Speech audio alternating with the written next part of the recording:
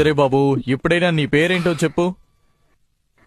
నా పేరు షిన్చాన్ నొహారా. నాకు 5 ఏళ్ళు అవుతుంది. అది మాత్రమే కాదు, ఆటపాట కూడా ఆడతాను. అదేమో చూస్తారా? కాసుకబా వీధి చివరన కాసుకబా పోలీస్ స్టేషన్ ఉంది. ఏమైనా మీ సమస్య నాన్నగారి పేరేంటో చెప్పు. దాంతో ఇలా వస్తారు. సరే అరవన్లే, మీ నాన్నగారి పేరేంటో చెప్పు. మా నాన్నగారి పేరా? మీరు అరిసిన అరుపులో నేను మర్చిపోయాను. ఏంటి బాబు, మీ నాన్నగారి పేరు నీకు గుర్తులేదా? గుర్తుంది, ఉండండి గుర్తొచ్చేస్తుంది, కానీ గొంతుని దాటి రావట్లేదు. మా నాన్నగారి పేరు సూపర్ పేరబ్బా.